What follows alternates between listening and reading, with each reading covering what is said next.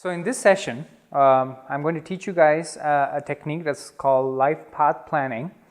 It's a goal setting exercise that you could do for anything, for short-term goal, long-term goals. Ideally, depending on whether you have a life ambition or not, usually we recommend to have a perspective of the long-term view as well, but you can use it for multiple purposes. The details of this would be, again, you can sign up on our website, www.kensandray.com. You can sign up for our journal. It's called Kens and Ray Vantage, for free as well. We also have a website called lifepathplanning.com that has more information. You can download templates if you want. Now, I'd like you all to have a piece of paper. The wider the better. If you have an A4 sheet, that's fine. If you have an A3 sheet, it's better, or a chart paper. Have a pen and pencil with you, and we're going to animate and transition a bit when we're going to show you how the graphics of this is going to be, but it's basically you brainstorming with the paper, so it doesn't have to look pretty, and you can anyway in future use some of our templates as well if you feel like. So the objective of this exercise is very simple. You know, in some of my previous lecture videos as well, I expressed the fact that a lot of people set goals not necessarily knowing what are the steps to achieve it, and not necessarily knowing what that goal would lead you on to, what options it would give you, whether or not if your next step is in line with your ultimate life goal or not, right? So this is a simple exercise. It is not rocket science. It's very easy. If I have to summarize it in one line, it's simply that you predict what's the next step after each milestone of your goal. That's it. But we've just developed a practice around it. It can be helpful to give more insights about yourself and about your near and long-term actions, right? So get ready with a piece of paper, and the first point I want to start off with, I want to start with where you are today, right? So draw a line somewhere in the middle to the left corner of the paper. I will call that the current state, okay? Just draw a dot and put a line across it. Now this, and you can put a label below it saying current state. And write some descriptions below the current state. I'm in a job, I have about 3 years of experience, 2 degrees, you know. Just describe in simple few words your current state. I have a family, I have a wife and kid. You can explain whatever you feel like in that space. Now, so that's your current state. You can put there whatever, you can even put your hobbies if you want to, right? Then we actually go to the far end of the sheet. So if you're having the sheet next to you, it will be on the right end, where you think about which part of your age you think you'll be the highest point of time in your career, in your health, and so on, right? So if you, let's say you're about 30 now, you can say I'll be 45 or 50. I mean, it's not that you're not going to achieve things after that, but ideally you'd say my pinnacle point in my life would be, say, around 45. So give a bit of a distance. Essentially what we're going to draw on this sheet is a timeline. So on the right hand corner you put a dot and again draw a line, and this is what we'll call Pinnacle Point. Now some of you, as we discussed in our other lecture series, is some of you may or may not have a life goal yet, right? In that case, that doesn't matter. Just put the pinnacle point there, no need to write what it is. But if you know what you want to be at that highest moment, I want to be a billionaire. I want to have produced 3 successful blockbuster films. I want to have, retired and dedicating my life for the community, right? For community service. That's fine. But just describe that pinnacle point in your life. When we have done this exercise, we have come across with 3 groups of people, right? Because a lot of times we know that there are people who may have life goals, people who may not, and want to. This we also give these as coaching exercises, individual and in groups as well. We also certify people to train people to give these coaching sessions to others as well. But you can go ahead and try this on yourself. But this is a good opportunity to decide whether you want to set a life goal or not. And whenever I've discussed with people, I've come across 3 categories, three types of people. We haven't kind of given them a cool name yet. But if I were to call them, I call them a tick mark person, right? Tick mark, right? It's a symbol for right. A cross mark person, or a multiplication symbol, or a question mark person, right? There are people who already know what their pinnacle point is going to be, and the tick mark says that it's a right ambition to have. When I say right, again, we're not judging. It can be too aspirational. To some extent, it has to be feasible, right? Someone shouldn't say, in my lifetime, I should own a Starbucks in Mars, right? Hopefully that can happen, but you know, the feasibility of that is pretty low. We can agree, right? So it should be a feasible goal. It should be something positive, aspiration in the long term for you. So that's what we kind of say the right goals. There are other people whom we call the crossmark people, wherein it's the wrong goals. And again, who are we to pass whether a goal is right or wrong? It can be wrong if it's going to bring harm to people. It can also be wrong if really we see that you have a lot of talent, a lot of capable, and you're actually selling short of yourself.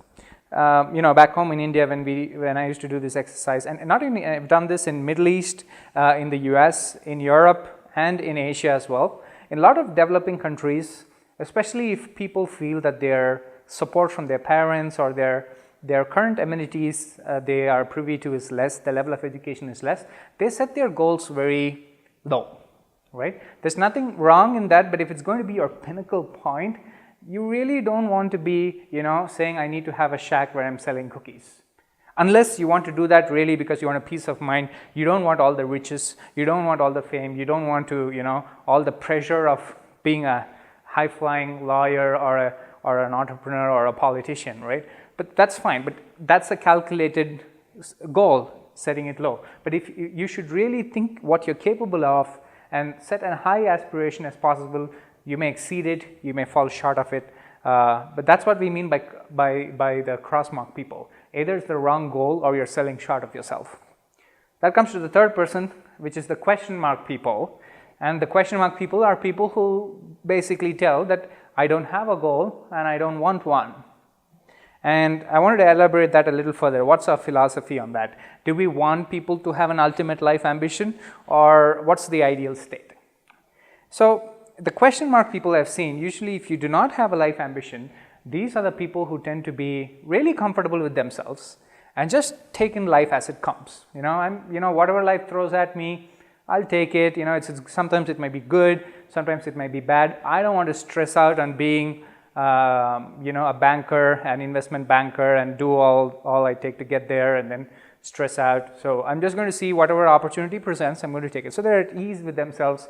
They adapt to life better. The people who have goals get stressed out a lot more. They get disappointed if they don't achieve their goals. But we as an organization, our philosophy is it's better to have a goal and it's better to have more than one goal, right? So it's better to have a goal, it's better to have more than one life ambition, and it's also good to be flexible. As you progress in life, you'd be gaining more knowledge, you'll be meeting more people, you would gain more experience, and your life situation may change, so it's okay to change. People who are so asphyxiated with one thing, they are the ones who actually stress out.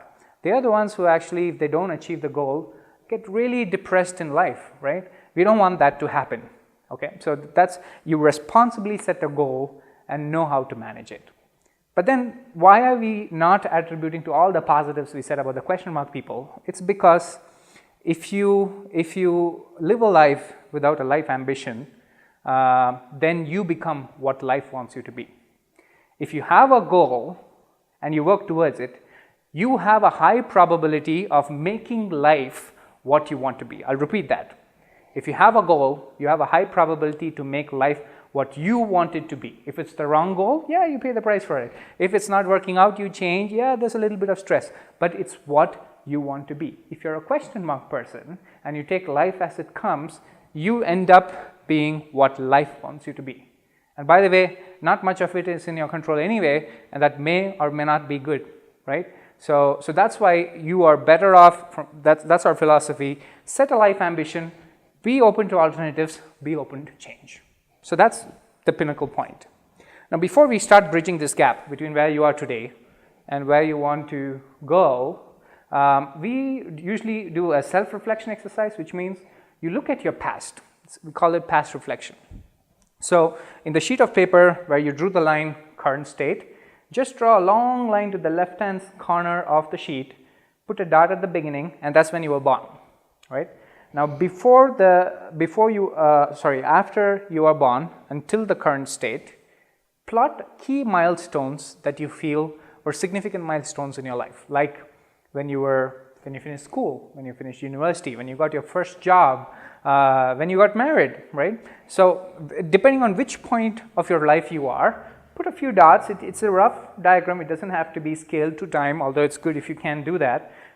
Again, hopefully we'll have tools and software to help you, but when you're focusing on these kind of exercises, just have a free flow of thinking and put a few dots and says, hey, yep, here's where I finished school, here's where I got my first job, or I had a gap year and traveled around the world. Put key milestones and write some points of some of your significant accomplishment, some of your interests, some of your hobbies. This exercise, this part of the exercise, we feel, as you go into a professional world, you are sometimes lost with so many responsibilities of family, of work, of what your boss wants to do, that sometimes you're not yourself. And if you look back, you might have had so many dreams and aspirations that you probably even forgot you even had. So this exercise, when you look back and see some of your interests, some people would have played violin and they never would have pursued it professionally, but looking back, it gives you a perspective of who you were really evolving to be and what are some of the things that you wanted to do in life that you haven't done yet and you completely forgot about it. So that's the past reflection piece. Put the dot, put key milestones and some of your interests, hobbies there. Now we come to the core of this exercise, which is basically how do we get from the current state to the pinnacle point. For those of you who still want to be the question mark people, or even if you haven't plotted a pinnacle point, absolutely no problem. Let's just plan for the next few steps in your life. Let's plan for the near future. Whether or not it connects to the pinnacle point doesn't matter. Okay? For this exercise, since you've plotted the pinnacle point, let me show you how this works. From the current state, look at all the possible options you have. Now, if it's a career goal, look at all the possible career choices you have. If it's a personal goal, then it's a little bit different. Let's just go with career for now. You can do this for organization goal setting. You can do it for a project goal setting, and you'll know how to apply that the moment you know how you do it for your career. Okay, so let's say you are in a job, and that's your current state, and the following options is what you have today. You can go back to study, say you are working as a software engineer and you can go to B school because you want to get business skills in addition to technical skills, for example. So you can either go to a B school, that's number one. You can either start your own business, that's number two, or you can continue in the current job, or you can change jobs, right? You would know more or less whenever you see, okay, this is where I am, if I have to grow, what options you have. When you work with us with a coach, there's a trained coach who helps you think through this. Even if you don't work with a coach, even if you have a friend with you, it's good to have a fresh perspective so that people will be able to see more options you have on the table today. Now, you may have a lot of options. Just make sure you pick at least 2 or 3 of them, not more, because the paper would get cluttered, and essentially you need to focus on the most feasible ones, right? So look at where you are today and what options you have. And for this sake, let's say this person, he's probably too premature to start his own business. He wants more experience before he does that. So he can either change jobs, he can stay in the same job, or he can switch and go back to school. This is where this exercise adds value, is that you don't stop there. You need to always predict what will happen if you pursue a course of action. So if you go to a B school and that's going to take 2 years of your life, what options does that B school give you, right? If you pursue that course of action, you can then go back to job. You can go back to a better job. You may find friends who align with your type of thinking, who have different skill set or supplementary or complementary skill sets, and you may choose to start your business after the business school, right? Or you may come back to this organization which you're working for today in a more higher position, right? But the fact that you're doing this exercise, you know already what the course of action is going to get you. Doing B school is going to get me these 3 options. All you have to do is to keep protruding this exercise, keep up with the flow to as many steps as you can, as many waves that you can, to see what that option would give you. So if you go to a B school and then come back to this organization, in a year or 2, what other options are there for you? So if you have to draw this in the paper from the current state project 3 arrows and put dots at the end of these arrows. That's your next step. That's the 3 options you have today. Now you can even on top of the arrow say how long it would take. So you say if I have to go to a B school, I'm going to take a year to prepare. So on top of the arrow you would put 1 year. The B school is going to be 1.5 to 2 years. So you put another arrow or 3 arrows branching from the B school dot, and that says, yeah, you have the option of starting your business with friends, you have the option of coming back to this job or going to a different job with a bit different pay grade. Now do the same thing for the other 2 options that you had. If I'm staying in this company, what options do I have for the next 2 years? Yeah, I have the same set of options, but I'll be doing them in 2 years instead of 1 year. If I'm changing jobs, what would that get me, right? But the very fact that you're projecting it and you try to do it as many waves as possible, usually you can go, let's say 2 or 3 levels, and you know, research shows, our own research shows that you kind of can plan for the next 5 to 10 years, and that may not reach your pinnacle point yet.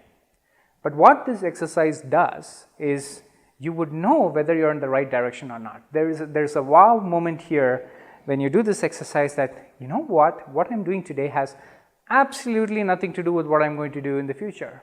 When you do this exercise, it kind of gives you the realization whether you're on track to achieve your goals or not. Just 2 other points on this exercise piece is also, when you set a pinnacle point, one of the questions asked was, should I actually go from my current state to the pinnacle point, or can I actually work backwards? You can. It's very logical for you to know what's next rather than knowing what could be in future. But an easy way to do that is some objectives have a very evident pre-objective. I call that a lead point, right? So let's say you have to be the greatest surgeon in the world, right? That's your pinnacle point. If you have to be a surgeon, you need to be a doctor first, right? So you draw a line, and before the pinnacle point, you put another dot there. That's your primary lead point. You find ways to become a doctor, and then you become a surgeon. So that's your primary lead point. Some other professions may have 2 lead points. You can have a primary lead point and secondary lead point. So basically, you would have a tree diagram, at least for the next few years. What are the options you have, and what each options would lead to, and what those options would lead to. That's it. It's a very simple exercise. And you could also look at this diagram and then look at what is the ideal path. You call it a critical path, but it's basically the ideal options that can get you the fastest or the most probable way to reach your goal within a given period of time. That's you call as the critical path.